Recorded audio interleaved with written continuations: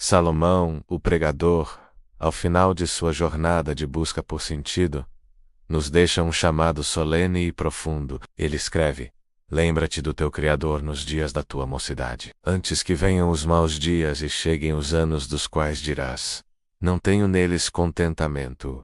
Que palavras poderosas! A juventude, com toda a sua força e vigor, é um presente, mas ela passa. A força, que parece inesgotável, um dia se vai. E o tempo, ele não volta atrás. Ele continua pintando um quadro poético e melancólico da velhice, antes que se escureçam o sol, a luz, a lua e as estrelas, e tornem a vir as nuvens depois da chuva.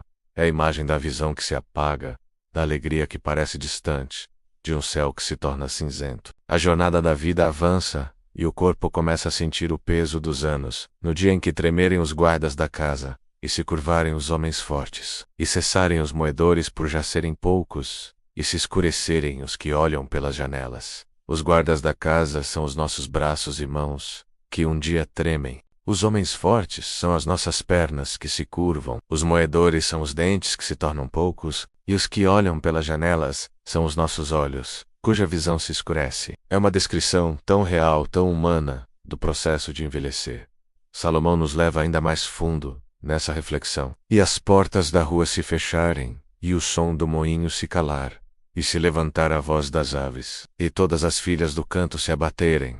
As portas da rua que se fecham simbolizam a perda de audição. O som do moinho, o barulho da vida, que se cala. O sono se torna livre, acordando com o primeiro canto dos pássaros. E as filhas do canto, a própria voz que perde sua força e melodia. A vida, antes expansiva e barulhenta, começa a se recolher para dentro. Ele continua a descrever os medos e as limitações que chegam com a idade. Também quando temerem o que é alto, e houver espantos no caminho, e florescer a amendoeira, e o gafanhoto for um peso, e perecer o desejo, o medo de altura, de tropeçar. A amendoeira florescendo é uma bela metáfora para os cabelos brancos. Até o mais leve dos insetos, um gafanhoto, se torna um fardo. E o desejo, a paixão pela vida, começa a se apagar. E então, o destino final de todos nós. Porque o homem se vai à sua casa eterna, e os pranteadores andarão rodeando pela praça.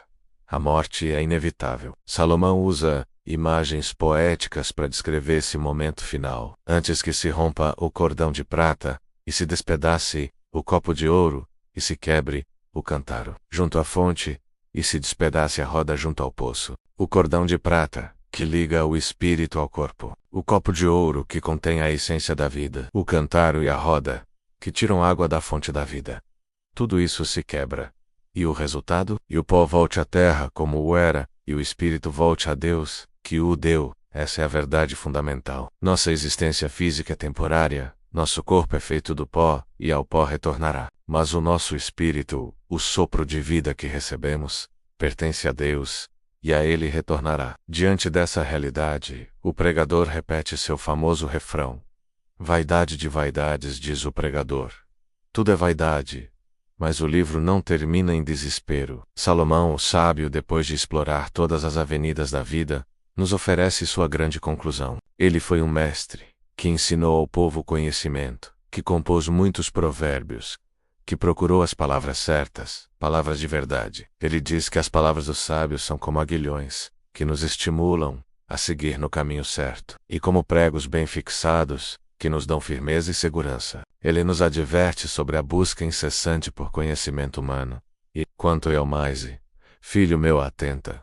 Não há limite para fazer livros, e o muito estudar é enfado da carne. Podemos passar a vida inteira lendo e estudando, mas isso por si só não preenche o vazio. E então, chegamos ao clímax, a conclusão de toda a sua busca, o resumo de toda a sabedoria. De tudo o que se tem ouvido, o fim é: teme a Deus, e guarda os seus mandamentos. Porque isto é o dever de todo homem. E depois tudo, a resposta é simples e profunda. O sentido da vida não está nas riquezas, no prazer ou na sabedoria humana, mas em um relacionamento reverente com o Criador. E por quê? Porque Deus há de trazer a juízo toda a obra, e até tudo o que está encoberto.